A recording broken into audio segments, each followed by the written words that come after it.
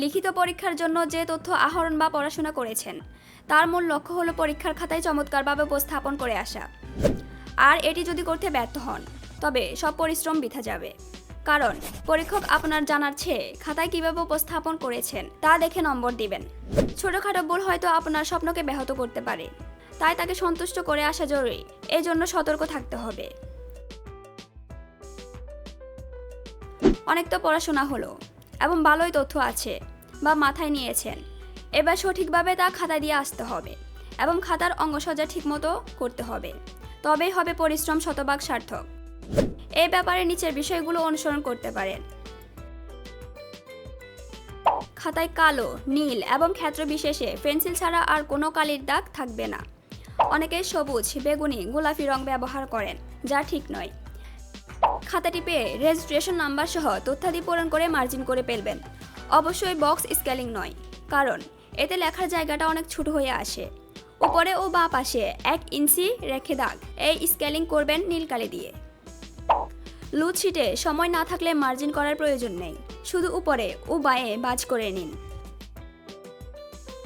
Loose sheet নিলে তার নম্বরটি প্রথমে মূল খাতার যথাস্থানে পূরণ করে নিন, পরে মনে থাকবে না। আপনার জীবনের সর্বোচ্চ গতিতে লিখবেন, লেখা যেদিকেই যাই যাক, শুধু বোঝা গেলেই হবে। দ্রুত লিখলেই লেখা খারাপ হবে, এটাই স্বাভাবিক, চিন্তার কিছু নেই। পয়েন্ট, কোটেশন ও রেফারেন্স নীল কালি দিয়ে লিখবেন এবং নীল কালি দিয়ে আন্ডারলাইন করে দেবেন। এতে পরীক্ষক সহজে চোখে দেখবেন, তাকে দেখানোই আপনার কাজ। সব প্রশ্নের উত্তর করে আসবেন। সময় না থাকলে কম লিখবেন, না পারলে আন্দাজে কিছু একটা লিখবেন। চেষ্টা করবেন প্রশ্নের ধারাবাহিকতা রক্ষা করে উত্তর দিতে, এতে খাতা দেখা সহজ হয়, তাই পরীক্ষক খুশি হয়, আর তিনি খুশি হলেই নাম্বার ভালো আসবে।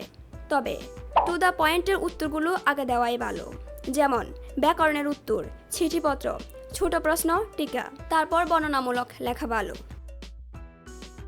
অসম্পূর্ণ উত্তরের ক্ষেত্রে বাংলার বেলায় অ, ফ্রি, ড্র এবং ইংরেজির বেলায় টু দ্য কন্টিনিউড লেখা উত্তম। নতুন প্রশ্ন নতুন পৃষ্ঠা থেকে শুরু করাই ভালো, তবে গুচ্ছ প্রশ্নের ক্ষেত্রে তা প্রযোজ্য হবে না। বিজ্ঞান ছাড়া অন্য বিষয়ে চিত্রের প্রয়োজন নেই, এখানে তথ্যের দরকার, এটিই দিন। চিঠিপত্র লেখার সময় বাঁ পাশের পৃষ্ঠা থেকে শুরু করা উত্তম এবং 2 পৃষ্ঠায় শেষ করে দেবেন। মার্জিনের বাইরে কোনো লেখা হবে না।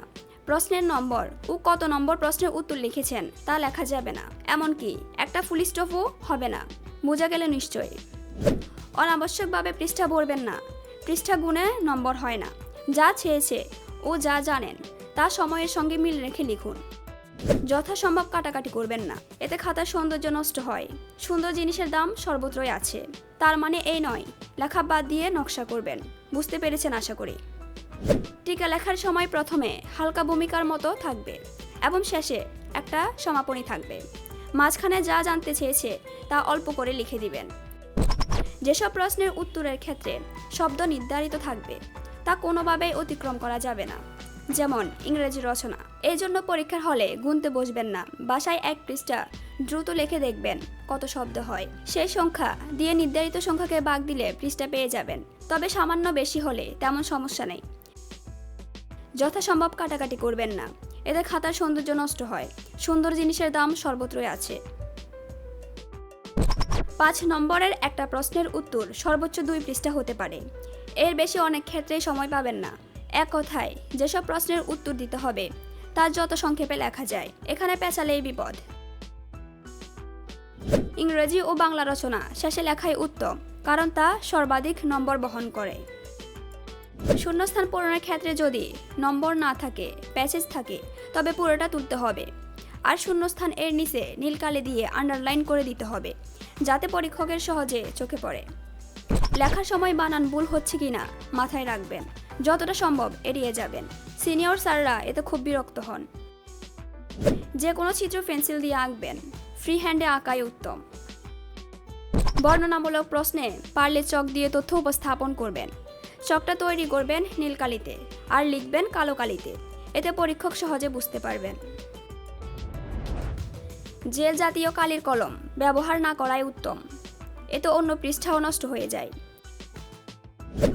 ভুলক্রমে যদি কোনো পৃষ্ঠা রেখে পরবর্তী পৃষ্ঠায় লিখে ফেলেন, তবে পাকা পৃষ্ঠায় একটা দাগ টেনে দিবেন। প্রতিটি নম্বরের জন্য কত সময় পান তা আগেই হিসাব করে রাখবেন এবং সেই পরিমাণ সময় তাতে ব্যয় করবেন। যদি বরাদ্দকৃত সময় কিছু বেঁচে যায়, তবে তা পরবর্তী কোনো প্রশ্নে ব্যবহার করতে পারবেন। সাধারণ গণিতে উত্তর শেষ হলে একটু রিভিশন দেবেন। অনেকেরই প্লাস মাইনাস বা ছোটোখাটো ভুল করার অভ্যাস আছে। একটা কথা মনে রাখবেন, এমন কোনো কাজ খাতায় করে আসবেন না, বা এমন কিছু লিখবেন না, বা এমন প্রক্রিয়ায় উপস্থাপন করবেন না যাতে পরীক্ষকের মাথা গরম হয় বা তিনি বিরক্ত হন, কারণ তিনি ক্ষেপে গেলে আপনাকে বিদায় নিতে হতে পারে। তাই সতর্ক থাকুন এবং পড়াশোনা করুন। সবার জন্য শুভকামনা। ধন্যবাদ সবাইকে।